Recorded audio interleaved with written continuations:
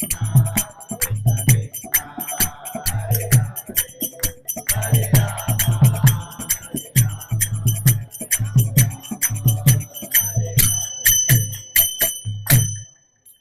ओम विष्णुपाद परमहंस परिव्राजकाचार्य स्तोत्र श्री श्रीमद भक्ति वेदांत स्वामी श्रील प्रभुपाद की जय।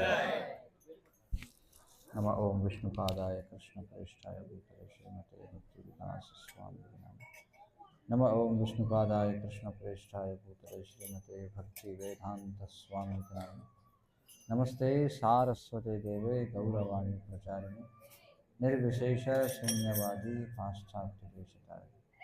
जय श्री कृष्ण चैतन्य प्रभु नित्यानंद श्री अद्वैत गदाधर श्रीवासादि गौरभक्तवृंद। हरे कृष्णा कृष्ण कृष्ण हरे हरे, हरे राम राम राम हरे हरे। हरे कृष्ण। मोबाइल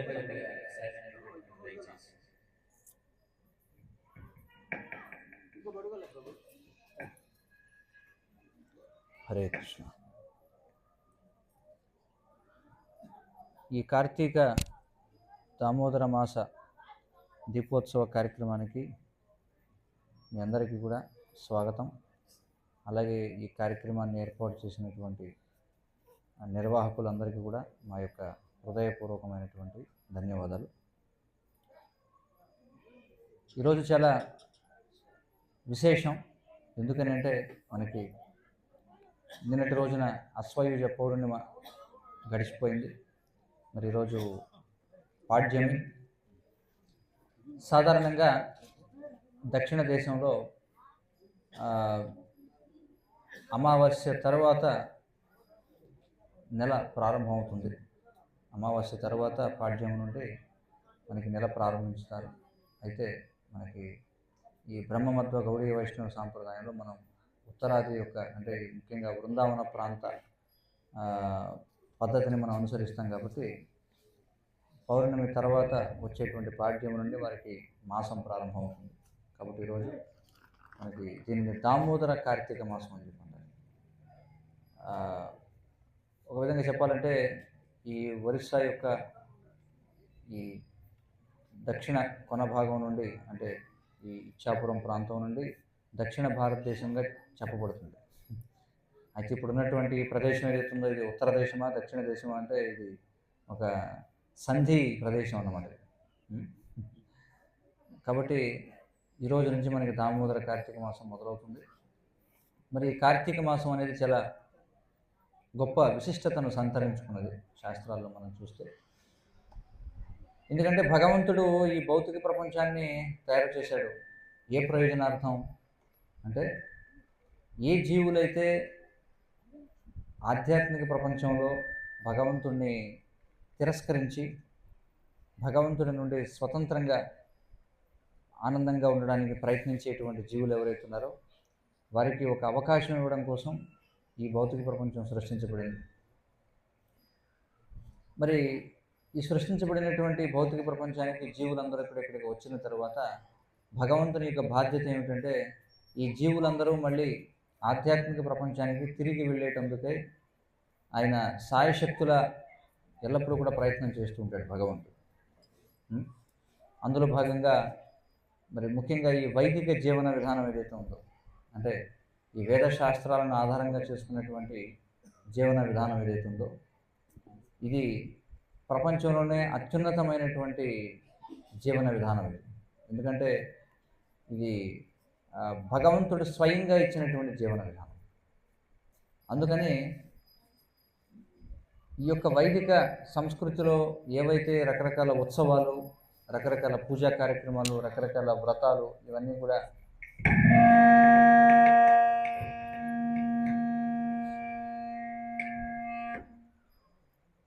రకరకాల వ్రతాలు రకరకాల పూజా కార్యక్రమాలు ఇవన్నీ కూడా ఏవైతే ఉన్నాయో ఇవన్నీ కూడా అంతిమంగా ఏమిటంటే జీవిని ఈ ఇంద్రియ భోగం నుంచి విముఖుణ్ణి చేసి భగవంతుని వైపు ఆకర్షింపజేసి జీవుణ్ణి భగవద్ధామానికి పంపించడం కోసం. అదే వీటన్నిటి యొక్క లక్ష్యం. మరి మనకి సంవత్సరంలో 12 మాసాలు ఉంటాయి. అందులో ముఖ్యంగా ఈ వర్షాకాలం 4 నెలలని చాతుర్మాస్యం అని చెప్పి మనం అంటాం. ఆ చాతుర్మాస్యంలో ఇది చివరి మాసం, ఈ కార్తీక మాసం. ఇది శరదృతువులో వచ్చేటువంటిది. ఆ, మరి ఈ కార్తీక మాసం యొక్క విశిష్టత ఏమిటంటే ఈ కార్తీక మాసంలో అనేకమైనటువంటి లీలలు జరిగాయి అన్నమాట.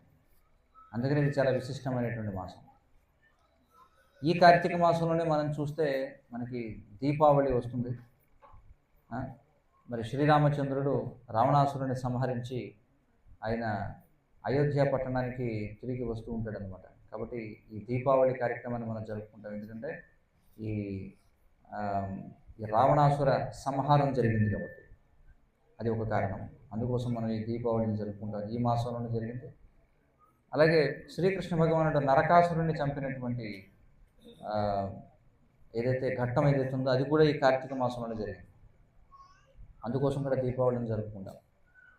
అలాగే ఈ కాళీయమర్దనం అనేటువంటి లీల ఏదైతే ఉందో ఈ కాళీయుని పడగలపై శ్రీకృష్ణ భగవానుడు నృత్యం చేస్తూ అతని యొక్క శిరస్సులను తాడనం చేసినటువంటి లీల ఏదైతే ఉందో ఆ లీల కూడా ఈ కార్తీక మాసంలోనే జరిగింది. అలాగే ఈ గోవర్ధన పర్వతాన్ని శ్రీకృష్ణ భగవానుడు ఉత్తరించడం ఆ లీల కూడా జరిగింది ఈ కార్తీక మాసంలో. అది మాత్రమే కాదు, బలి చక్రవర్తిని వామన అవతారంలో మహావిష్ణువు శ్రీకృష్ణ భగవానుడు వచ్చి అతనిని రసాతల లోకానికి పంపించినటువంటి ఏదైతే లీల ఉందో అది కూడా ఈ మాసంలోనే జరిగిందన్నమాట.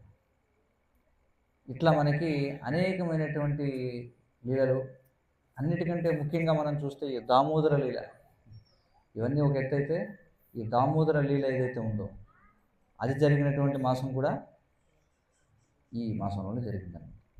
కాబట్టి ఇవన్నీ కూడా ఇన్ని విశిష్టతలను సంతరించుకుని ఉంది ఈ యొక్క దామోదర కార్తీక మాసం.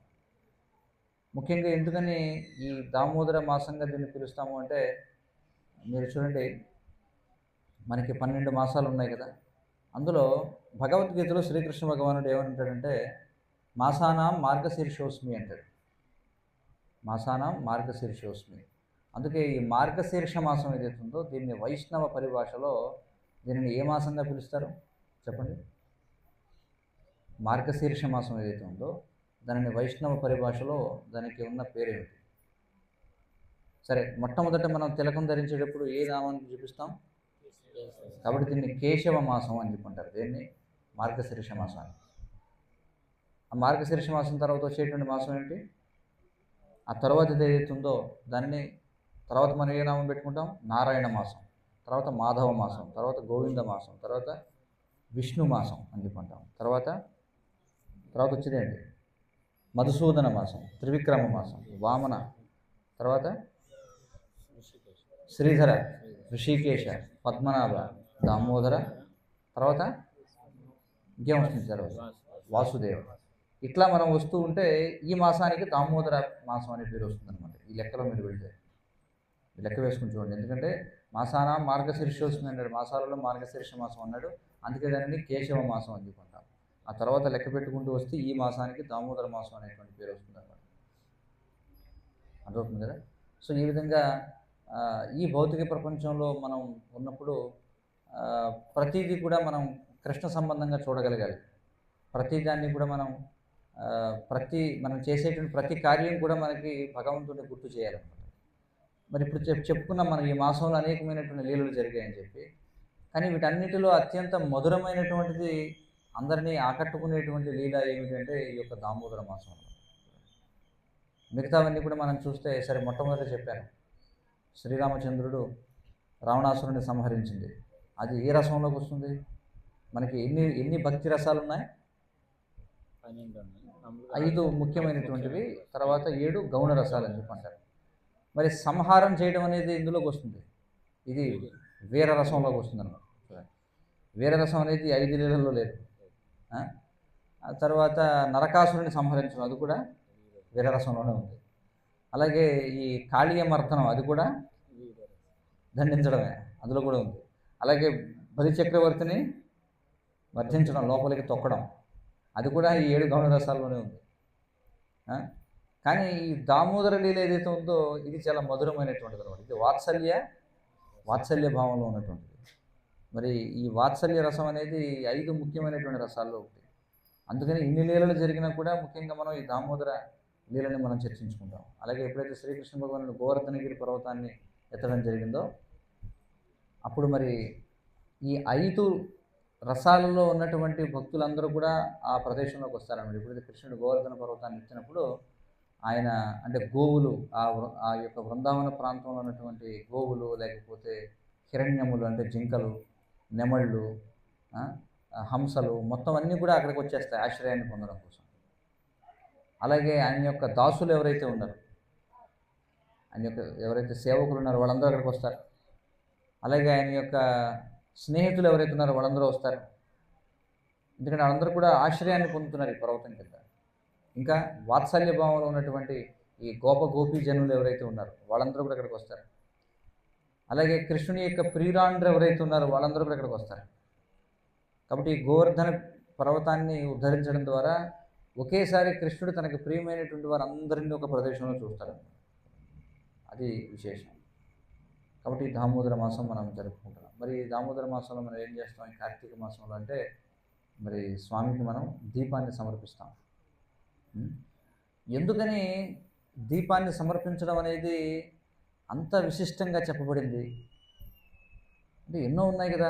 కృష్ణుడు 9వ అధ్యాయంలో చెప్తున్నాడు, పత్రం పుష్పం ఫలం తోయం యోమే భక్త్యా ప్రయచ్చతి తదహం భక్త్యుపహృతం అశ్నామి ప్రయతాత్మన అని చెప్పడం జరిగింది కదా. మరి ఎందుకని దీపానికి అంత విశేషం? మరి ముఖ్యంగా మనం చూస్తే ఈ వర్షాకాలంలో ఇది చివరి మాసంగా మనం చెప్పుకున్నాం. కాబట్టి ఈ ముఖ్యంగా ఈ దీపావళి అమావాస్య ఏదైతే ఉందో, అంటే మన వైదిక సంస్కృతిలో ప్రతి ఉత్సవానికి కూడా అనేకమైనటువంటి కోణాల నుండి ఒక విశేషం ఉంటుంది. అంటే సామాజిక పరంగా, ఆర్థిక పరంగా, ఆధ్యాత్మిక పరంగా, ఆరోగ్యపరంగా ఇలా అనేక కోణాల్లో విశేషాలు ఉంటాయన్నమాట. మరి ఈ వర్షాకాలం అనేది వచ్చిన తర్వాత మనం చూస్తే ముఖ్యంగా ఈ ఆకాశం అంతా కూడా మేఘావృతమై ఉంటుంది. ఈ దీపావళి అమావాస్య చాలా చీకటి ఎక్కువగా ఉంటుందన్నమాట. కాబట్టి పూర్వం మనం వైదిక సంస్కృతిలో మనం చూస్తే, వైదిక సంస్కృతిలో మరి విద్యుత్ అనేది ఉపయోగించేవారు కాదు. విద్యుత్ అనేది మనకు తెలియనిది కాదు, కానీ ఉపయోగించేవారు కాదు వైదిక సంస్కృతిలో. ఎందుకంటే వైదిక సంస్కృతి అనేది దేనికోసం ఉందంటే ఆధ్యాత్మిక జీవనమే ముఖ్య ఉద్దేశంగా ఉన్నది. కాబట్టి ఆధ్యాత్మిక జీవితానికి తోడ్పడనటువంటివి ఏవైతే ఉన్నాయో అవన్నిటినీ కూడా మన వాళ్ళు స్వీకరించలేదు పూర్వం. కానీ ఎప్పుడైతే చూడండి, తురష్కులు భారతదేశాన్ని పరిపాలన చేసినప్పుడు కూడా ఈ విద్యుత్ని వాటిని ఉపయోగించాల. కానీ తర్వాత ఎప్పుడైతే ఈ ఆంగ్లేయులు రావడం జరిగిందో భారతదేశానికి, అప్పుడు వీటన్నిటిని ప్రవేశపెట్టారు, విద్యుత్, ఎలక్ట్రిసిటీ ఇవన్నీ కూడా. కాబట్టి ఇప్పుడు లైట్లకి పెద్ద వాల్యూ లేదు, ఎక్కడ చూసినా సరే వెలిగిస్తున్నాం. కానీ పూర్వం మరి ఒక దీపం వెలిగించాలంటే అందులో ఎంతో శ్రమ ఉండేదన్నమాట. ఏమిటి శ్రమ అంటే, ముందు ఆ దీపం వెలిగించాలంటే సరే శ్రేష్టమైన తైలమే అంటే శ్రేష్టమైనటువంటి ఇంధనం ఏమిటి అంటే నెయ్యి. మరి నెయ్యి ఎలా వస్తుంది? ఆ నెయ్యి రావాలంటే ఇప్పట్లాగా షాపుల్లోకి వెళ్ళి ఏదో డబ్బులు పడేస్తే వచ్చే చౌకబారు నెయ్యి కాదు కదా. దానికి గో సంరక్షణ జరగాలి, మరి గోవులని గోచారణకి తీసుకువెళ్ళాలి, మరి ఆ పాలు పిండాలి, పిండిన తర్వాత దాన్ని మరగబెట్టాలి, దాన్ని తర్వాత తోడంటు పెట్టాలి, తోడంటు వేసిన తర్వాత దాన్ని చిలకాలి, చిలికిన తర్వాత నవనీతం వస్తుంది, దానిని మళ్ళీ కాగబెట్టాలి, కాగబెట్టిన తర్వాత నెయ్యి వస్తుంది. చూడండి, అంటే ఒక దీపం వెలిగించడం వెనకాల ఎంత శ్రమ ఉందనేది. ఇది ఆవు నెయ్యి గురించి మనం చెప్పుకునేది. ఇది కాదనుకుంటే ఆమదంతో వెలిగించేవారు. మరి ఈ ఆమదాన్ని పండించి ఆమదాన్ని తీసుకొచ్చి మరి ఎద్దులు గానుగ తిప్పితే అందులో వేసి దాన్ని తీసేవారు. లేదా తిలలు, తైలము అనేటువంటి పదం తిలల నుంచి వచ్చిందనమాట. తిల్ అంటే నువ్వులని అర్థం. సో నువ్వుల నూనెతో వెలిగించేవారు. ఇట్లా అనేక రకాలుగా చేసేవారు. కానీ ప్రతిదీ కూడా శ్రమతో కూడుకున్నటువంటి కార్యం. అలాగే మరి ఈ యొక్క ఒత్తు తయారు చేయాలి. ఆ ఒత్తు తయారు చేయాలంటే దానికి కూడా రకరకాల చెట్ల నుంచి మనకు వస్తుందన్నమాట. పవిడి పత్తి అని చెప్పి అంటారు. ఇప్పుడు ఏదో పంటలు పండిస్తున్నారు, ఆ పత్తి ఒకటి. ఆ ఒత్తులు చేయడం కూడా చాలా కష్టంగా ఉంది. ప్రతి ఇంట్లో కూడా కొన్ని దూది మొక్కలు ఉండేవన్నమాట. అది తీసి ఒత్తు చేయాలంటే చాలా కష్టం. ఇప్పుడంటే ఏదో మనకి మార్కెట్లో వచ్చేస్తుంది, ఏమంటారు, మెడికల్ సర్జరీకి సంబంధించినవి వచ్చేస్తున్నాయి, వాటికి ఒత్తులు తయారు చేస్తున్నారు. కానీ గ్రామాల్లో ప్రతి ఇంటికి కూడా ఒక చెట్టు ఉండేది, పూర్వం దూరి చెట్లు ఉండేది. కానీ వాటి నుంచి తీస్తే చాలా కష్టం అనమాట ఉత్తు తయారు చేయడం. మళ్ళీ ప్రమిదలు, ఈ ప్రమిదలకి కుమ్మర వాళ్ళు మరి వాళ్ళు అన్నీ తయారు చేసి చేయాల్సి ఉంటుంది. కాబట్టి ఇంత సేవ ఉండేదన్నమాట అందులో. కాబట్టి దీపాన్ని వెలిగించడం అంటే అది ఎంతో గొప్ప కార్యంగా పరిగణించబడేది. ఈ రోజుల్లో ఉన్న వాళ్ళకి అది అర్థం కాదు. ఏమిటి దీపం వెలిగిస్తే, చాలా చోట్ల దీపాలు కూడా వెలిగించరు. ఏం చేస్తారంటే ఈ రోజుల్లో కొన్ని చోట్ల చూస్తున్నాం, మొబైల్ ఫ్లాష్ లైట్లతోటే ఇలాగే అంటున్నారు. మొబైల్ ఆన్ చేసి ఫ్లాష్ లైట్తో, అంటే ఎందుకంటే వాళ్ళు ఆలోచిస్తున్నారు. ఎందుకని అంటే దాని వెనుకున్నటువంటి తత్వం ఏమిటో తెలియకపోవడం వల్ల. లేకపోతే ఈ రోజులు చూస్తున్నాం ప్లాస్టిక్వి వస్తున్నాయి, దాని చుట్టూ దానికి ముందు ఒక చిన్న బల్బు ఉంటుందన్నమాట. ఆ సిరీస్ లైట్లు ఉంటాయి, అవి పెట్టేసి స్విచ్ ఆన్ చేస్తే చక్కగా లైట్లు వెలుగుతుంటాయి. అది దాని యొక్క ఉద్దేశం ఏంటో తెలియదు అనమాట, ఎందుకోసం ఇది చేయాలి ఏంటని.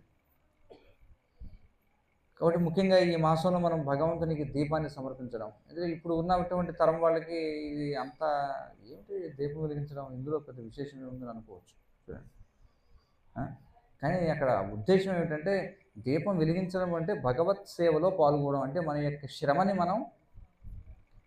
మనం ఎందుకంటే ఇప్పుడు ఇవన్నీ చేయడానికి ఎంతో శ్రమించాలి మనం కదా, అవునా కదా. మరి నెయ్యి తయారు చేయాలన్నా, నూనె తయారు చేయాలన్నా, వైదిక సంస్కృతిలో ఒక ఒత్తు తయారు చేయాలన్నా, లేకపోతే ఒక ప్రమిద తయారు చేయాలన్నా దాని వెనక ఎంతో శ్రమ ఉంటుంది.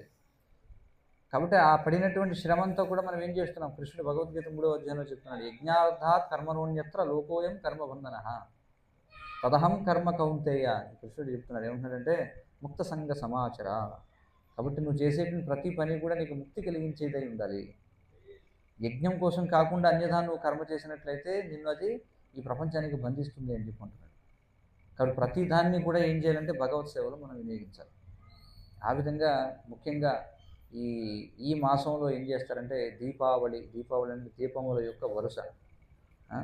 కాబట్టి దీపాలతో ఎంతో చక్కగా అలంకరిస్తారు. మరి దీని వెనక ఎంతో శ్రమ ఉంటుందన్నమాట. అయితే ఈ రోజుల్లో ఎవరికి దాని విలువ తెలియదు, ఎందుకంటే అంతా కూడా ఉగ్రకర్మ వల్ల విద్యుత్ లైట్లు ఇవన్నీ కూడా వచ్చేసాయి. అందుకే మరి దీని వెనుకునేటువంటి తత్వాన్ని మనం తెలుసుకోవాలి. సరే, ఇప్పుడు మనం దీపం వెలిగిస్తున్నాం, బాగానే ఉంది. కానీ కృష్ణుడు భగవద్గీత 4వ అధ్యాయంలో ఏం చెప్తారంటే మనం చేసేటువంటి ప్రతి పని కూడా దివ్య జ్ఞానంతో పరిసమాప్తం అవ్వాలి అని చెప్పంటాడు. దివ్య జ్ఞానము అంటే ఏమిటి అర్థం? జ్ఞానము అంటే ఒక పని చేయడం గురించినటువంటి సమాచారం. కానీ ఇక్కడ మనం మాట్లాడుకునేది దివ్య జ్ఞానం గురించి మాట్లాడుకుంటున్నాం. దివ్య జ్ఞానం అంటే ఏమిటి అంటే ఆత్మ గురించిన, పరమాత్మ గురించిన, భగవంతునికి సంబంధించినటువంటి, భగవంతుడికి మనకి ఉన్నటువంటి సంబంధం గురించినటువంటి దానిని ఏమంటారు? దివ్య జ్ఞానం అంటారు. అందుకే 4వ అధ్యాయం 1వ శ్లోకంలో కృష్ణుడు ఏమంటాడు? ఇమం వివశ్వతే యోగం ప్రోక్తవాన్ అహమవ్యయం. ఎవరికి వివరించాడట ముందు దీన్ని? ఇమం వివశ్వతే యోగం ప్రోక్తవాన్ అహమవ్యయం వివశ్వాన్. అంటే దీన్ని వివశ్వానుడికి ముందు నేను బోధించాను. వివశ్వతే అని చెప్పినట్టు ఇది ముందు వివశ్వానుడికి ఉపయోగించాను. వివశ్వాన్ మనవే ప్రాహ. వివశ్వానుడు తన పుత్రుడైనటువంటి మనువుకి, వైవస్వత మనువుకి ఇచ్చాడు. ఇక్కడ యోగం అనేటువంటి పదం వాడారు. ఏమం వివశ్వతే యోగం అనే దానికి శ్రీల ప్రభువుల వారు ఏమని అనువాదం ఇస్తారంటే ఇక్కడ జీవికి భగవంతునితో ఉన్నటువంటి సంబంధాన్ని గురించి తెలియచేసేటువంటి ఈ జ్ఞానాన్ని అని చెప్పుకుంటారు. కాబట్టి ఈ కార్యక్రమాలని మనం చేస్తున్నాం. ఇదే కాదు, మనం ఏ ఆధ్యాత్మిక కార్యం చేసినా, ఏ పూజ చేసినా, వ్రతం చేసినా ఒకవేళ దివ్య జ్ఞానం అనేది లేకపోతే అవి కేవలం ఊరికే ఏదో శ్రమయేవహి కేవలంగా అయిపోతాయి అన్నమాట. అంటే ఈ కార్యాలన్నీ చేయడం వల్ల మనకి ఆ జ్ఞానం రావాలి.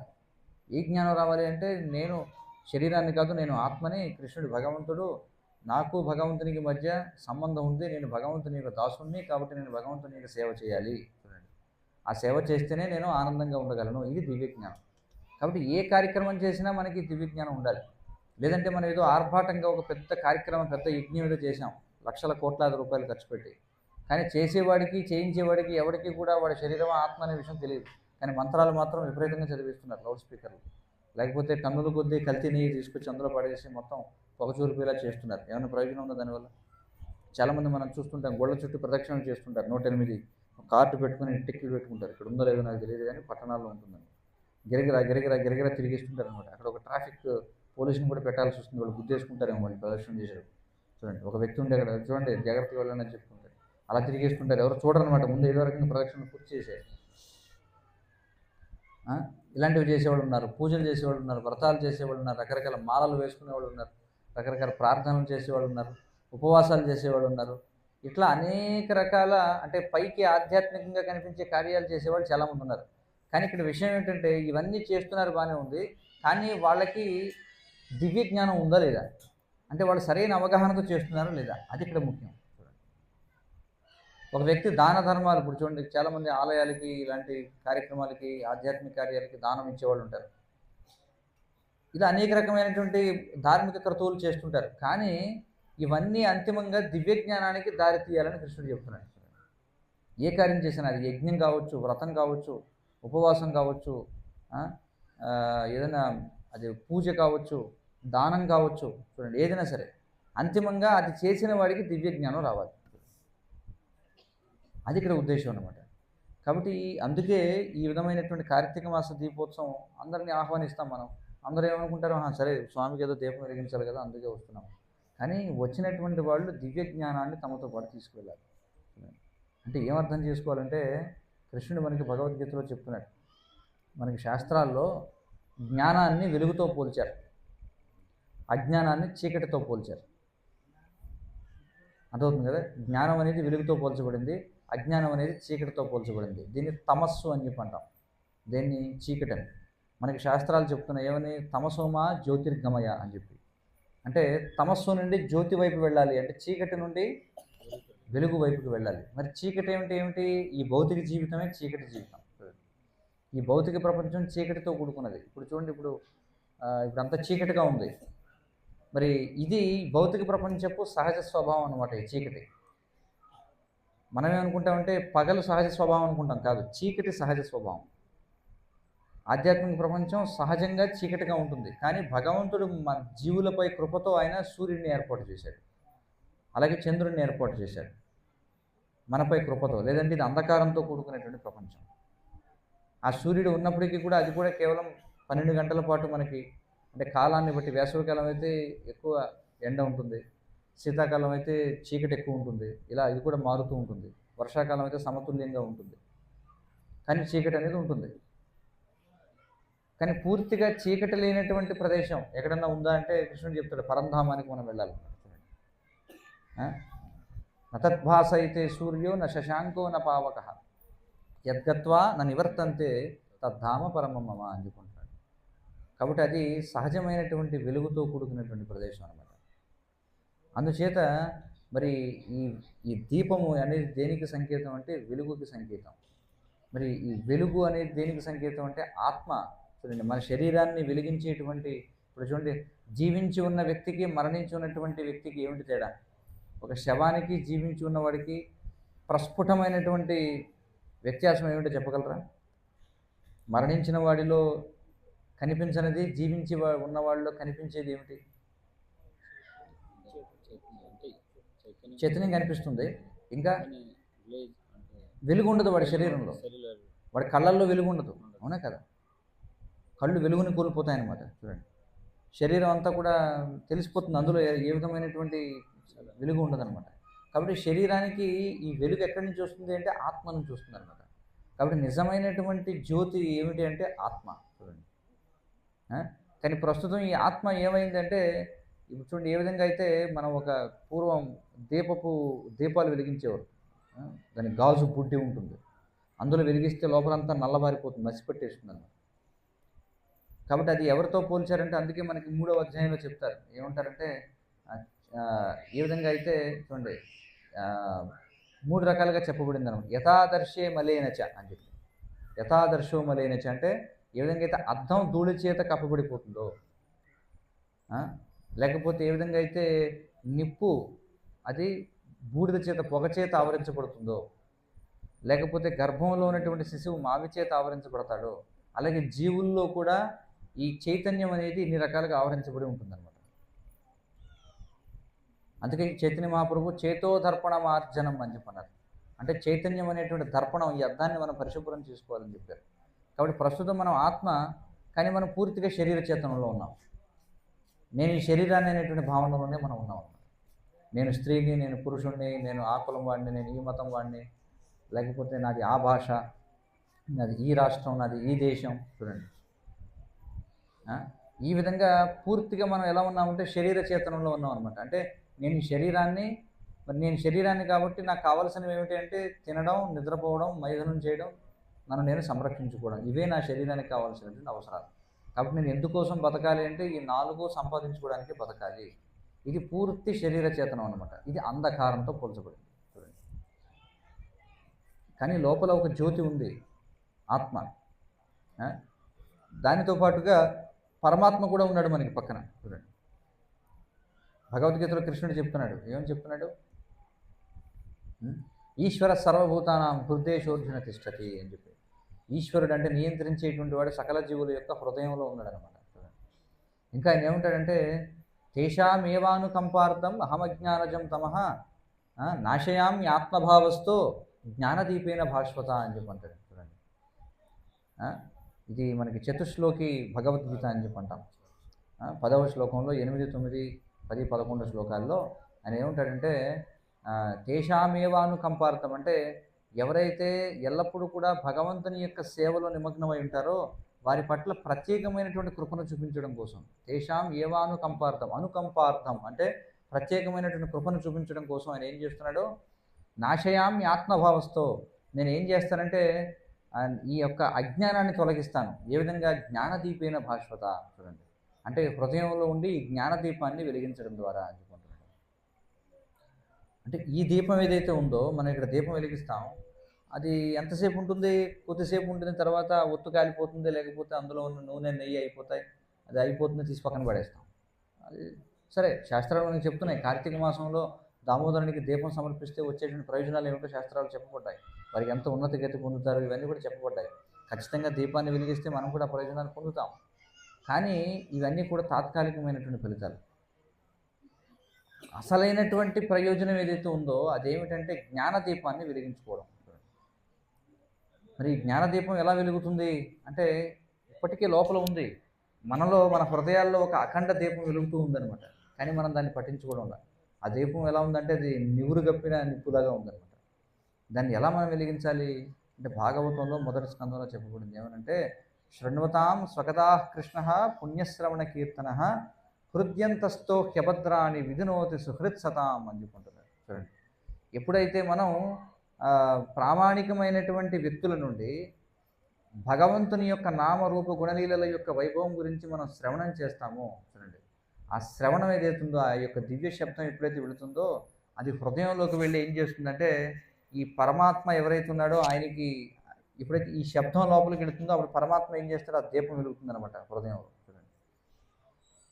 ఆ దీపం వెలగడం ద్వారా ఏమవుతుంది? ఎప్పుడైతే మనం ఈ శ్రవణం చేస్తూ ఉంటామో, ప్రామాణికమైనటువంటి వ్యక్తుల నుంచి శ్రవణం చేస్తూ ఉంటామో, ఎంత ఎక్కువగా శ్రవణం చేస్తామో అంతగా హృదయంలో ఏమవుతుంది? పరమాత్మ ఈ జ్ఞానదీపాన్ని వెలిగిస్తాడనమాట. ఈ జ్ఞానదీపం ఎంతగా వెలిగితే మన హృదయంలో ఉన్నటువంటి అంధకారం అంతగా తొలగిపోతుంది. మరి ఇప్పుడు మన హృదయం దేనితో నిండిపోయింది అంటే కామ, క్రోధ, లోభ, మోహ, మతమత్సర్యాలు అనేటువంటి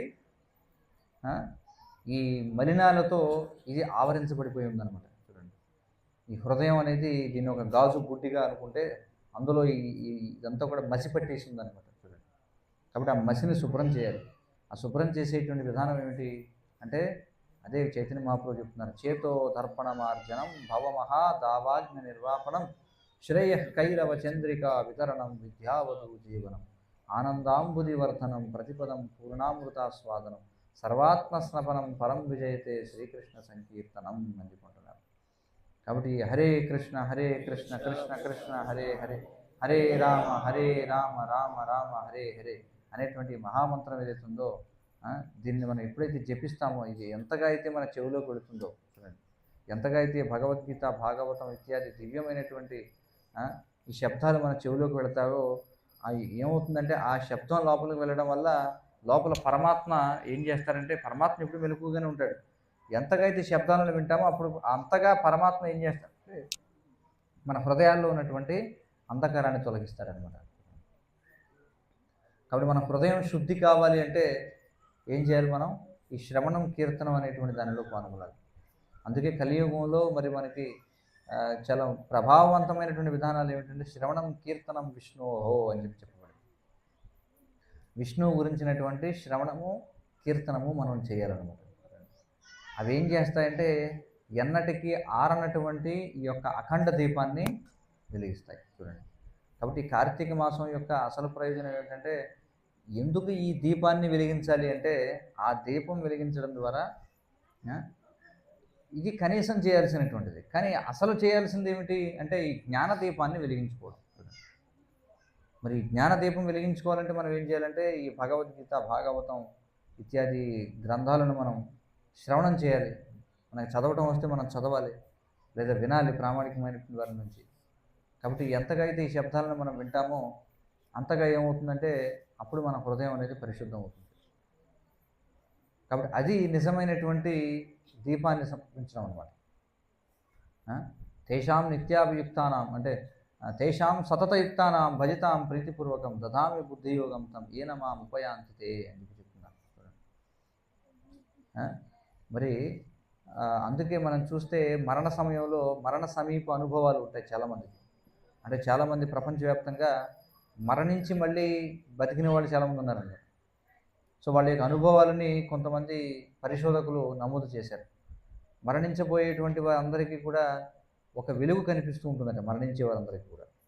అవి రకరకాల రంగుల్లో ఏదో వెలుగులాగా కనిపిస్తూ ఉంటుంది అనమాట. అంటే ఈ తమో గుణంతో కూడుకునేటువంటి ప్రపంచం నుంచి ఆత్మకి సరైనటువంటి మార్గాన్ని చూపించడం కోసం అతడు జీవించినటువంటి విధానాన్ని బట్టి, అతడు సత్వగుణంలో ఉన్నట్లయితే, సాత్వికమైనటువంటి కార్యాలు చేసినట్లయితే, లేదా రాజసికంగా జీవించినట్లయితే, తామసికంగా జీవించినట్లయితే, అతడు ఏ విధంగా జీవించాడో దానికి అనుగుణమైనటువంటి ఒక రంగులో ఒక వెలుగు కనిపిస్తూ ఉంటుంది అన్నమాట. కాబట్టి ఆత్మ ఏం చేస్తుందంటే, ఈ శరీరంలో అనేకమైనటువంటి నాడులు ఉన్నాయి. అలాగే శరీరం నుంచి తన యొక్క ఆత్మ శరీరం నుంచి నిష్క్రమించేటువంటి మార్గాలు కూడా మనకి నవద్వారాలు ఉన్నాయి.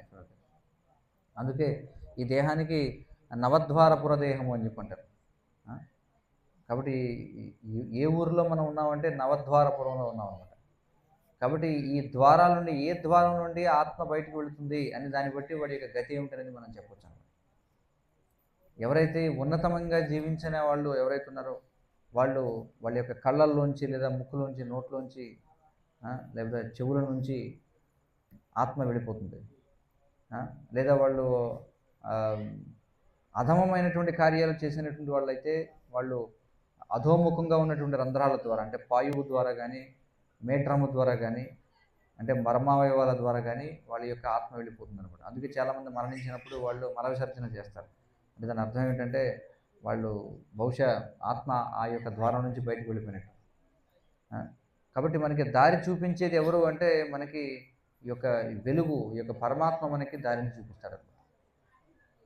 అందుచేత ఈ కార్తీక మాసం యొక్క ఉద్దేశం ఏమిటి, భగవంతునికి మనం చూడండి ఇక్కడ. అందుకే భగవంతుడికి మనం భౌతికమైనటువంటి ఒక దీపాన్ని సమర్పిస్తే, అంటే ఇది నెయ్యి వేసో, లేకపోతే తైలం వేసో, అంటే నువ్వుల నూనె వేసో, లేకపోతే ఆముదపు నూనె వేసో, లేదా కొబ్బరి నూనె వేసో మనం ఒక దీపాన్ని ఇస్తే, ఆయన మనం భౌతికమైన దీపాన్ని వెలిగిస్తే ఆయన ఆధ్యాత్మికమైన దీపాన్ని వెలిగిస్తారు లోపల. అది మనం పొందాల్సినటువంటి ప్రయోజనం. అర్థమవుతుంది కదా. కాబట్టి మనం దీపాన్ని వెలిగించి స్వామిని ఏమని ప్రార్థించాలంటే, నాకు సరైనటువంటి బుద్ధినివ్వు అని చెప్పి ప్రార్థించాలి. కాబట్టి ఎవరెవరైతే ఈ విధంగా దీపాన్ని వెలిగిస్తారో వాళ్ళు తమ హృదయాల్లో ఉన్నటువంటి చూడండి, మనం ఏదో కృత్రిమంగా కాసేపు 5 నిమిషాల పాటు వెలిగి ఆరిపోయే దీపం వెలిగించినందుకు భగవంతుడు మనకి శాశ్వతంగా వెలిగే దీపాన్ని వెలిగిస్తాడనమాట. అర్థమవుతుంది కదా. సో ఆ అవకాశం లభిస్తుంది ఎవరికి అంటే, ఈ యొక్క దామోదర మాసంలో స్వామికి దీపోత్సవం అంటే దీపాన్ని సమర్పిస్తారో వాళ్ళందరూ కూడా. అందుకే మనం చూడండి, ఈ దీపోత్సవ కార్యక్రమానికి దీపాన్ని సమర్పించడానికి ముందుగా మనం ఇదంతా చర్చిస్తున్నాం. ఎందుకు చర్చిస్తున్నామంటే, అసలు కారణం ఏమిటంటే ఈ జ్ఞాన దీపాన్ని వెలిగించడం కోసం. అర్థమవుతుంది కదా. కాబట్టి మనం భగవంతునికి మనం భౌతికమైన దాన్ని ఇస్తే మనం ఆధ్యాత్మిక ప్రయోజనాన్ని పొందుతాం. చూడండి, పత్రం పుష్పం ఫలం తోయం. మనం చూసినట్లయితే ఎవరైనా సరే భక్తితో భగవంతుడికి ఒక పత్రాన్ని కానీ, ఒక పుష్పాన్ని కానీ, ఫలాన్ని కానీ, కొద్దిగా నీటిని కానీ ఇస్తే మనకు ఆయన ఆధ్యాత్మికమైనటువంటి ఫలితాన్ని ఇస్తున్నాడు. అవునా కదా. ఇప్పుడు గంగని మనం ఏ విధంగా పూజిస్తామంటే, గంగ యొక్క నీటిని మనం దోశలతో తీసుకుని ఆ నీటిని మళ్ళీ గంగకు సమర్పిస్తాం. మనం దోశలతో కొన్ని నీరు తీసుకోవడం వల్ల గంగకి వచ్చే నష్టం లేదు. కానీ ఆ దోశలతో నీళ్లు తీసుకుని మనం ఎప్పుడైతే గంగకి అర్పిస్తామో, అర్పించినప్పుడు గంగకు వచ్చే లాభం లేదు. కానీ ఆ విధంగా చేయడం వల్ల వచ్చేటువంటి లాభ నష్టాలు మనకేననమాట. ఆ విధంగా చేయకపోతే నష్టపోయేవాళ్ళం మనమే. చేయడం వల్ల లాభాన్ని పొందేవాళ్ళం మనమే. అలాగే భగవంతునికి సేవ చేయడం వల్ల భగవంతునికి వచ్చేటువంటి లాభం ఏది లేదనమాట. లాభపడేది ఎవరంటే మనమే. కాబట్టి ఏ మేరకు మనం భగవంతుని సేవిస్తాం అనేది మనకే వదిలివేయబడిందన్నమాట. ఏ యథామాం ప్రపద్యంతే తాంస్తదైవ భజామ్యహం మమ వర్త్మానువర్తంతే మనుష్యాః పార్థ సర్వశః అని కృష్ణుడు అంటున్నాడు. ఎవరు ఏ విధంగా నన్ను శరణు వెడితే నేను వారిని వారికి ఆ విధంగా ప్రతిస్పందిస్తాను అని చెప్పారు. అందుచేత మనం ఈ యొక్క కార్తీక మాసాన్ని దానికోసం మనం వినియోగించుకోవాలి. ఎందుకంటే ముఖ్యంగా ఈ కార్తీక మాసం అనేది మరి తపస్సు చేయడం కోసం ఉందన్నమాట. అసలు చాతుర్మాస్యం అంటేనే అది తపస్సు చేయడం కోసం ఉంది. ఎందుకంటే మీరు చూడండి, మనకి వేసవికాలం 4 నెలలు బాగా వేడిగా ఉంటుంది, ఇంద్రియ భోగం చేయడం కష్టంగా ఉంటుంది. అలాగే శీతాకాలం 4 నెలలు చాలా చల్లగా ఉంటుంది, అప్పుడు కూడా ఇంద్రియ భోగం కష్టంగా ఉంటుంది. కానీ వర్షాకాలం 4 నెలలు సమతౌల్యంగా ఉంటుందన్నమాట. కాబట్టి ఇంద్రియ భోగం చేయడానికి మంచి అనువైన సమయం అన్నమాట ఈ 4 నెలలు. అందుకే ఈ 4 నెలలు ఎవరైతే ఇంద్రియ భోగం చేయడానికి చక్కటి అవకాశం ఉన్నప్పటికీ ఎవరైతే స్వచ్ఛందంగా తపస్సు చేస్తారో వారి గొప్ప లాభాన్ని పొందుతారు. అందుకే ఈ 4 నెలల్లో మనం చూస్తే కేవలం వైష్ణవులు మాత్రమే కాదు, రకరకాల విధానాల్లో అందరూ కూడా ఏం చేస్తుంటారు, రకరకాల మాలలు ధరిస్తూ ఉంటారు. ఇక్కడ ఈ ప్రాంతంలో ఏమో మనకు తెలియదు, కానీ అటు దక్షిణ వైపుగా వెళితే అందరూ కూడా అయ్యప్ప మాలలు, భవానీ మాలలు, లేకపోతే ఈ రోజుల్లో కొత్త మాలలు వచ్చేసాయి, యేసు మాలలు చూడండి, అలాగే సాయిబాబా మాలలు, హనుమంతుడి మాలలు, కాళికాదేవి మాలలు, చాలామంది తెలియకపోవచ్చు ఇలాంటివి ఉన్నాయని. కానీ ఇలాంటివన్నీ కూడా జరుగుతుంటాయి. అంటే ఈ కార్తీక మాసం అంటే ఈ 4 నెలల్లో ముఖ్యంగా ఈ కార్తీక మాసంలో అందరూ కూడా ఏం చేస్తారంటే ప్రత్యేకమైనటువంటి తపస్సును స్వీకరిస్తారన్నమాట. ఎందుకంటే ఇంద్రియ భోగం చేసేటువంటి అవకాశం బాగుంటుంది, వాతావరణం బాగుంటుంది చక్కగా. అటు బాగా వేడిగానే ఉండదు, అటు బాగా చల్లగానే ఉండదు, సమతౌల్యంతో ఉంటుంది. అలాగే ప్రకృతి అంతా కూడా చక్కగా, వేసవకాలం ఏమో విపరీతమైనటువంటి వేడి, శీతాకాలం ఏమో అన్నీ కూడా ఆకులు రాలిపోతుంటాయి, మంచు ఇవన్నీ కూడా ఉంటాయి. కానీ మన వర్షాకాలంలో చూస్తే అంతా కూడా సస్యశ్యామలంగా కనిపిస్తుంటుంది. పుష్పాలు, ఫలాలు అన్నీ కూడా చక్కగా పుష్కలంగా లభిస్తూ ఉంటాయి. కాబట్టి ఈ సమయంలో మనం ఏం చేయాలంటే తపస్సు చేయాలి. అందుకే ఎవరైతే కార్తీక మాసంలో, అంటే వేరే ఏ మాసాల్లో ఏం చేసినా సరే కార్తీక మాసంలో మాత్రం పాపకార్యాలు చేయకూడదు అనమాట. పాపకార్యం అనేది ఎప్పుడూ చేయకూడదు. కానీ ప్రత్యేకించి ఈ యొక్క చాతుర్మాస సమయంలో, అది కూడా మళ్ళీ చూడండి, సంవత్సరంలో ఈ 4 నెలలు శ్రేష్టమైనవి, 4 నెలల్లో మళ్ళీ కార్తీక మాసం ఇంకా శ్రేష్టమైనటువంటి. ఇలా మనకి ఇవన్నీ కూడా ఏమిటంటే భగవంతుడు ఇచ్చినటువంటి ప్రత్యేకమైనటువంటి అవకాశాలు అన్నమాట. మరి శ్రీ చైతన్య మహాప్రభు యొక్క కృప వలన మనం కలియుగంలో ఒక నామ సంకీర్తనం మనం చేయగలుగుతున్నాం.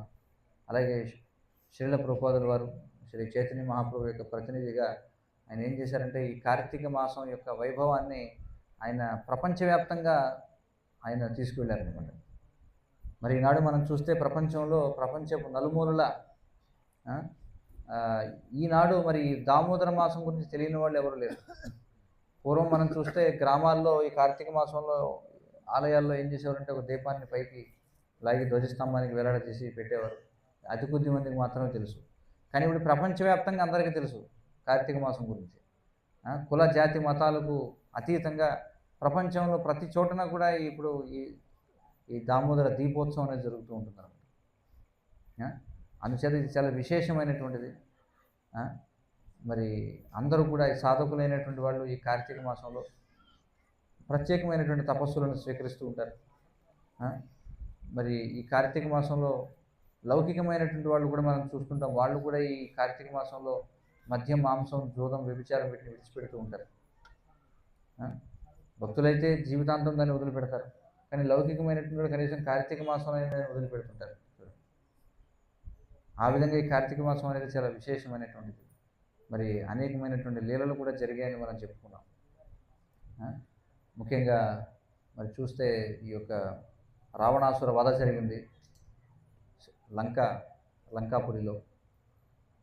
అలాగే మరి నరకాసురుడిని సంహరించడం జరిగింది. ఎందుకంటే ఈ అంధకారం అనేది అసురునితో పోల్చబడింది అనమాట. ఎప్పుడైతే అంధకారం అవుతుందో, అందుకే సాయం సంధ్య అవ్వగానే మరి శివుడు ప్రమద గణాలను వేసుకుని తిరుగుతూ ఉంటాడు. ఈ పిశాచాలు భూతాలు ఏవైతే ఉన్నాయో అవన్నీ కూడా గొప్ప శక్తిని సంతరించుకుంటాయి చూడండి. ఆ? వాస్తవానికి మనకి విద్యుత్ దీపంతో వచ్చేటువంటి ఈ లైట్ల వల్ల వచ్చేటువంటి వెలుగుకి, దీపం వెలిగించడం వల్ల వచ్చేటువంటి వెలుగుకి సంబంధం లేదనమాట. రెండు ఒక్కటి కాదు. మనం అనుకోవచ్చు దీపం వెలిగిస్తే వచ్చే వెలుగు లేకపోతే లైట్లు వేస్తే వచ్చే వెలుగు ఒకటి అని అనుకోవచ్చు. కానీ ఈ దీపం వెలిగిస్తే వచ్చేటువంటి వెలుగు ఏదైతే ఉందో అది దుష్ట శక్తులను దూరంగా ఉంచుతుంది అనమాట చూడండి. అందుకే ఇంట్లో ఖచ్చితంగా దీపం వెలిగించి ఉండాలి. పూర్వం అందరూ అవే వెలిగించేవారు, కానీ ఇప్పుడు విద్యుత్ వచ్చిన తర్వాత ఎవరు. కానీ ఈ రోజుల్లో చూస్తే ఈ లైట్లు ఏవైతే ఉన్నాయో ఇవి ఈ దుష్ట శక్తులను ఆకర్షించేటువంటివి అనమాట. ఇది వాస్తవం, అర్థమవుతుంది కదా. కానీ ఏవైతే ఈ నేతి దీపాలు నూనె దీపాలు వెలిగిస్తారో దుష్ట శక్తులు అక్కడికి రావన్నమాట. అందుకే మనకి సాంప్రదాయబద్ధంగా వైదిక సంస్కృతిలో సాయం సంధ్యా సమయం వచ్చేటప్పటికి భగవంతుడికి ఆరతి ఇవ్వడం, ఈ ప్రదేశంలో అయితే ఉలు ధ్వని చేస్తారు గంట మోగిస్తూ. మనకి మరి ఈ సంధ్యా ఆరతి అనేది చాలా ముఖ్యం అన్నమాట. ఈ సంధ్యా ఆరతి చేయడం ద్వారా ఈ దుష్టమైనటువంటి శక్తులన్నీ కూడా పారిపోతాయి.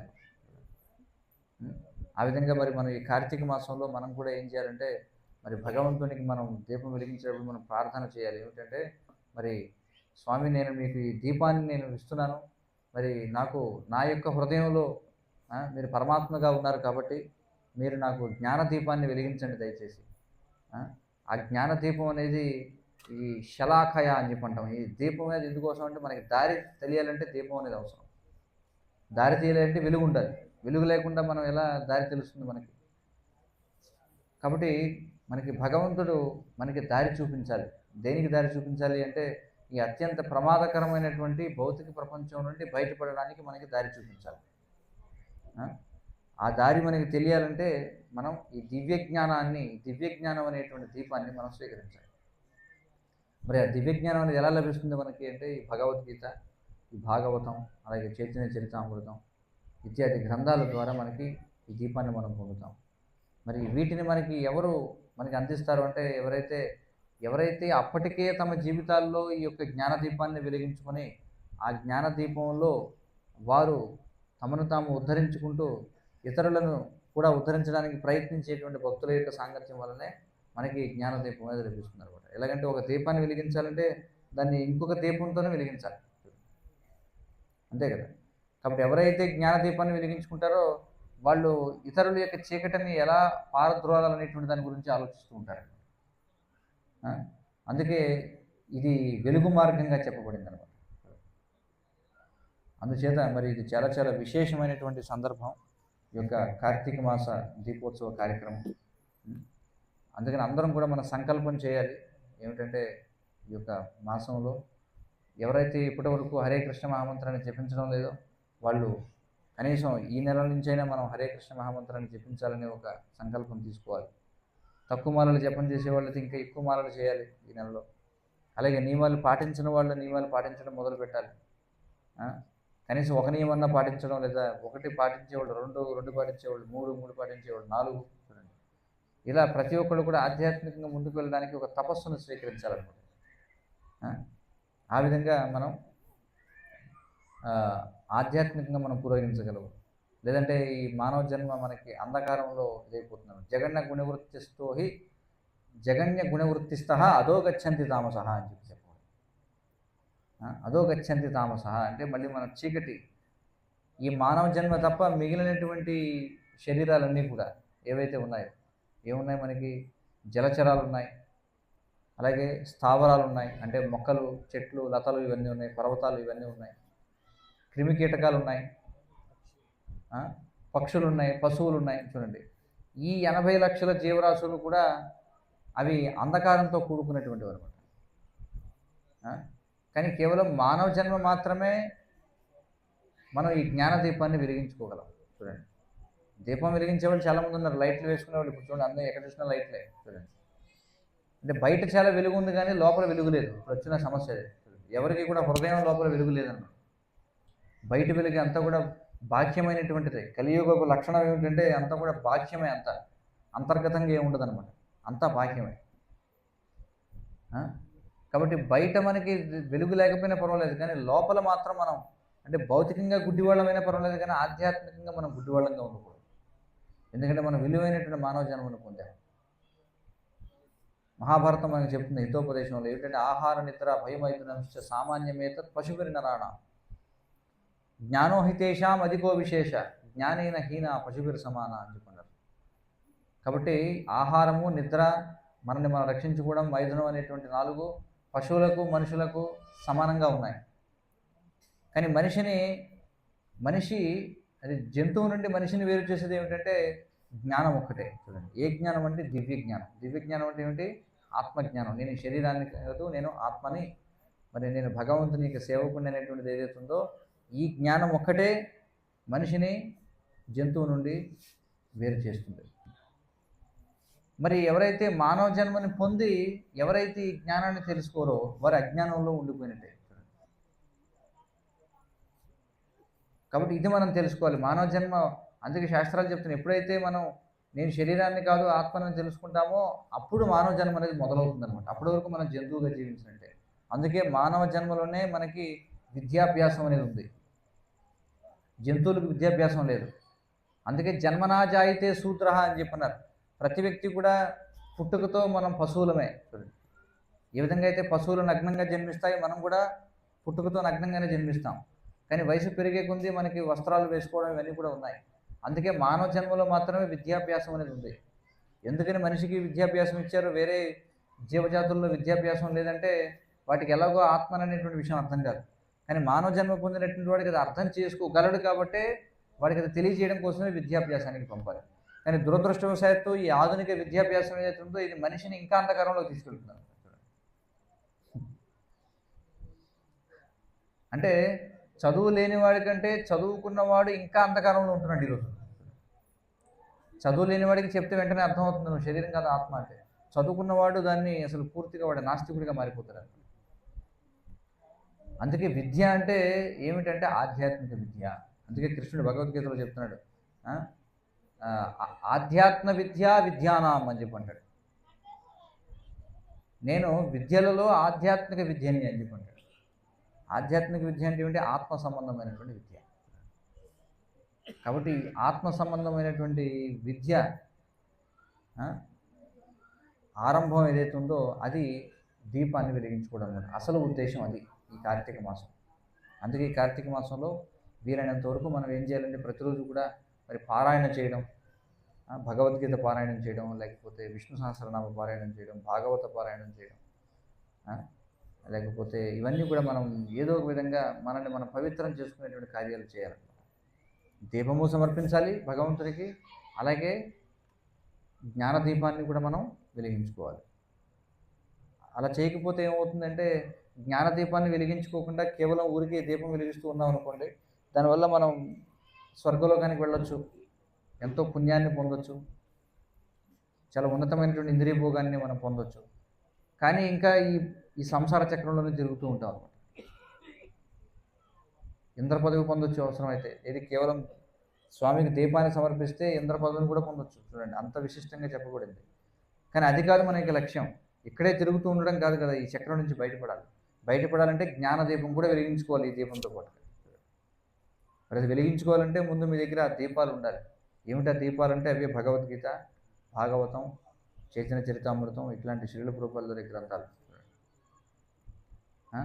కాబట్టి ముందు ఏదైనా సరే చూడండి, ఎంత పెద్ద గొప్ప అగ్ని అయినా సరే ముందు చిన్న దీపంతోనే, చిన్న దీనితోనే మొదలవుతుంది. అది మెల్లమెల్లగా క్రమక్రమంగా అది పెద్దదవుతుంది అన్నమాట. కాబట్టి ప్రతి ఒక్కరూ కూడా మరి శ్రీల ప్రభుపాదుల వారి యొక్క గ్రంథాలు ఏవైతే ఉన్నాయో వాటిని చదవండి.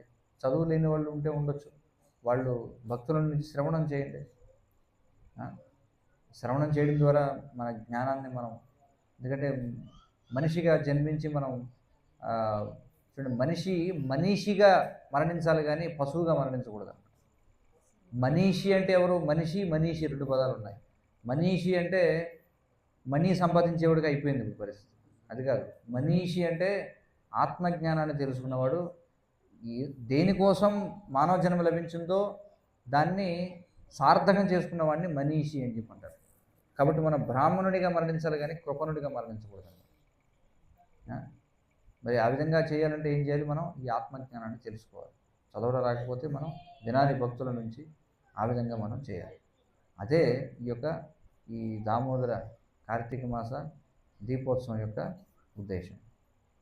హరే కృష్ణ కృష్ణ కృష్ణ హరే హరే, హరే రామ రామ రామ హరే హరే. శ్రీ శ్రీ కార్తీక దామోదర దీపోత్సవం కీ జయ.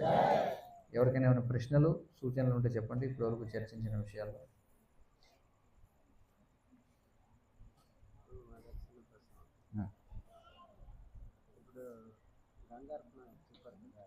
మైక్ ఇవ్వండి. హరే కృష్ణ. ఇప్పుడు మీరు చెప్పారు కదా గంగారత్నం, ఇది భక్తులు ఉన్నారు, భక్తులు ఉన్నారు.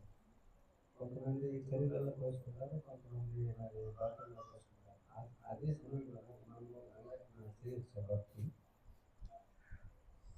సాధారణంగా ఇది ఇది బాత్రూముల్లో చేసేటప్పుడు గంగార్పణ చేయడం మనం ప్రవాహం ఉన్నటువంటి ప్రదేశాల్లో చేయాల్సినటువంటి అర్థమవుతుంది కదా.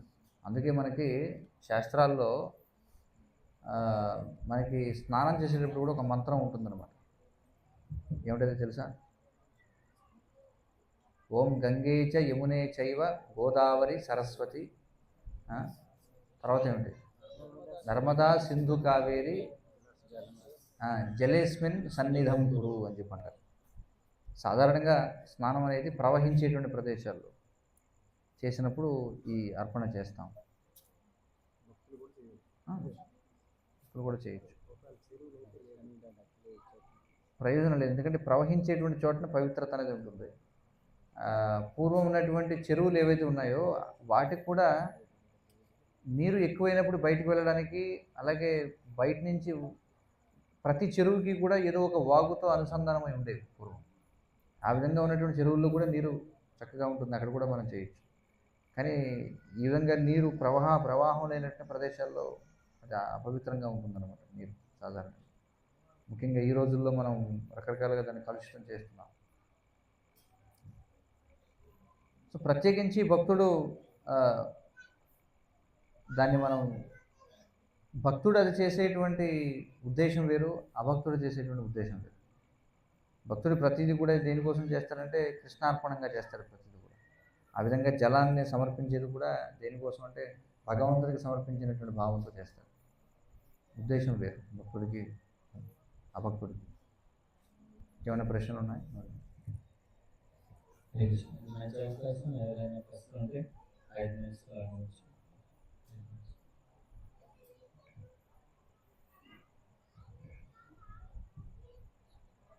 హరే కృష్ణ. హరే కృష్ణ. सर हिंदी वस्तु है। मैं हिंदी में बोलूँगा तो आप कभी बोलूँगा। भागवत गीता में समुद्र का जल और उसी समुद्र का जल एक ड्रॉप, दोनों का खार एक ही तरह का होता है। तो आत्मा और परमात्मा का जो पावर शक्ति है दोनों ही एक। तो हम भक्ति जीव जो है, भक्त जो लोग हैं, वो हम कृष्ण भावना भक्ति में आकर इस भक्ति को एक्सेप्ट किया, पर हमारे अगेंस्ट में ही कुछ व्यक्ति ऐसे हैं जो कि उसको एक्सेप्ट नहीं करते। तो उनमें भी तो आत्मा का प्रभाव है। तो नहीं करने का और करने का कारण कौन है? जीव है या आत्मा है या शरीर है या परमात्मा? ఓకే, आपका प्रश्न समाप्त हुआ? आपका प्रश्न ఆనందం చేస్తారా? సరే, నేను మాట చెప్తాను. నేను అడిగినటువంటి ప్రశ్న ఏమిటంటే, ఇక్కడ మొట్టమొదటి ఒక ఉదాహరణ చెప్పారు. ఏమిటంటే సముద్రంలో ఉన్నటువంటి నీరు, అలాగే అందులో ఉన్నటువంటి నీటి బిందువు రెండింటి యొక్క నాణ్యత ఒక్కటే. రెండింటిలోనూ కూడా ఈ యొక్క ఉప్పదనం అనేటువంటిది ఉంటుంది. అలాగే ఆత్మ పరమాత్మ రెండిట్లో కూడా మరి ఇద్దరు కూడా ఒకే నాణ్యతకి చెందినటువంటి వారు కదా. కానీ కొందరు కృష్ణ భక్తిని స్వీకరిస్తున్నారు, కొంతమంది స్వీకరించడం లేదు. దీనికి కారణం ఎవరు? ఆత్మ లేదా పరమాత్మ, లేకపోతే ఏమిటి దీనికి కారణం? శరీరమా, ఏమిటని అడుగుతున్నారు. ఇక్కడ మనకి 14వ అధ్యాయం భగవద్గీతలో ఒక చక్కటి శ్లోకం చెప్పబడింది ఈ ప్రశ్నకి సమాధానంగా. ఆ యొక్క శ్లోకం చదువుతాను.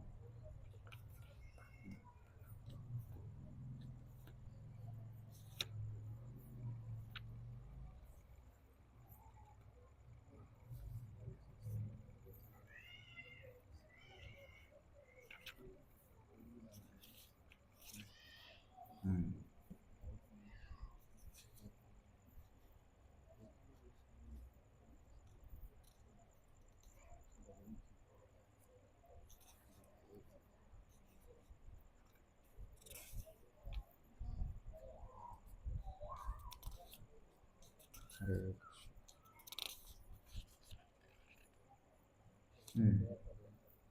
మనకి శాస్త్రాల్లో ఏం చెప్పబడిందంటే జీవి యొక్క సుఖ దుఃఖాలకు కారణం ఎవరంటే జీవుడే.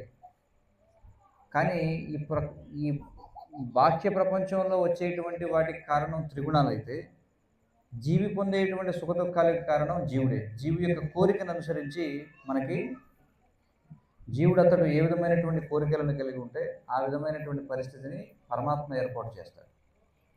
పరమాత్మ చేసేది ఏమిటంటే జీవి ఏది కోరుకుంటే ఆ కోరికను తీర్చడం. అందుకే ఉపద్రష్ట అనుమంతాచ అని చెప్పంటారు. ఉపద్రష్ట అనుమంత అంటే ఉపద్రష్ట అంటే ఏమిటి? పైనుంచి చూస్తుంటాడు, వీడేం చేస్తున్నాడు, వీడేం కోరుకుంటాడు, దానికి తగినటువంటి అనుమతినిస్తూ ఉంటాడు. మనం ఏది కోరుకుంటే భగవంతుడు దానికి ఏర్పాటు చేస్తాడు. ఇప్పుడు మీకు ఒక ఉదాహరణ ఏమిటంటే చూడండి, ఒక వ్యక్తి బ్యాంకు దొంగతనం చేయాలనుకున్నాడు. బ్యాంకు దొంగతనం చేయాలి అంటే ఆ బుద్ధి ఎవరికి ఇస్తాడంటే అప్పటికే చిల్లర దొంగతనాలు చేసే అలవాటు ఉన్నవాడికే బ్యాంకు దొంగతనం చేయాలనే ఆలోచన వస్తుంది. అందుకని కొత్తగా దొంగతనం చేయాలనుకున్నవాడికి నేరుగా బ్యాంకు దొంగతనం చేయాలనే ఇది రాదు. అలాగే గ్రామంలో ఒక ఆలయం నిర్మించాలి అనేటువంటి సద్బుద్ధి అప్పటికే చిన్న చితక దాన విరాళాలు ఇచ్చేటువంటి వాడికి వస్తుంది, కానీ అసలు ఏమి లేని వాడికి నేరుగా ఆలయం కట్టాలనే బుద్ధి రాదు. అంటే మనం ఒక పెద్ద పుణ్యకార్యం చేయాలంటే చిన్న చిన్న పుణ్యకార్యాలు చేసి ఉండాలి. అలాగే ఒక పెద్ద పాపకార్యం చేయాలంటే చిన్న చిన్న పాపాలు చేసి ఉండాలి. కాబట్టి మనం చేసుకునేటువంటి పుణ్యాన్ని బట్టి, మనం చేసుకునేటువంటి పాపాన్ని బట్టి మనకి పరమాత్మ వాటిని ఏర్పాటు చేస్తుంటాడు. అందుకే స్పష్టంగా ఆ శ్లోకంలో ఏం చెప్తారంటే ఏవైతే పురుషుని యొక్క సుఖ దుఃఖాలకు కారణం మనం చేసుకునేటువంటి కర్మలే. మనం చేసుకునేటువంటి కర్మలను బట్టి ఎందుకని ఒక వ్యక్తి భక్తుడు అవుతున్నాడు, ఒక భక్తుడు ఎందుకు అవ్వట్లేదు అంటే వాళ్ళ కోరికలు ఆ విధంగా ఉన్నాయి. భౌతికంగా భోగించాలనుకున్న వాళ్ళకి ఆ విధమైనటువంటి ఏర్పాట్లు భగవంతుడు చేస్తాడు. లేదు నేను భక్తిలో ముందుకు వెళ్ళాలనుకున్న వాళ్ళకి భక్తుల సాంగత్యాన్ని చూపిస్తాడు.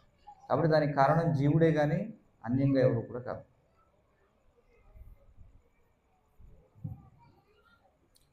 పురుష సుఖ దుఃఖానాం భోక్తృత్వే కారణముచ్యతే ఉంటుంది. తర్వాత పంక్తి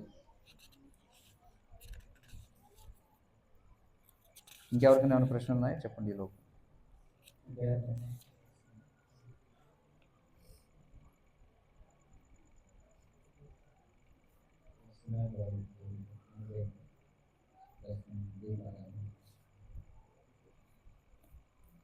హరే కృష్ణ.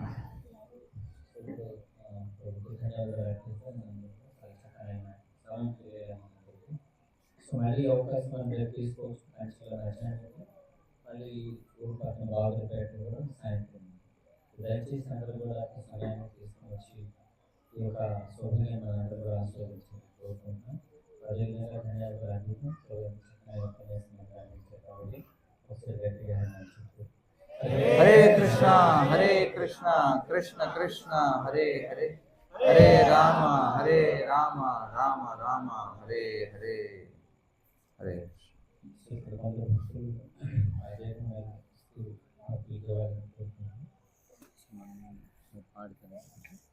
దామోదర రాష్ట్రం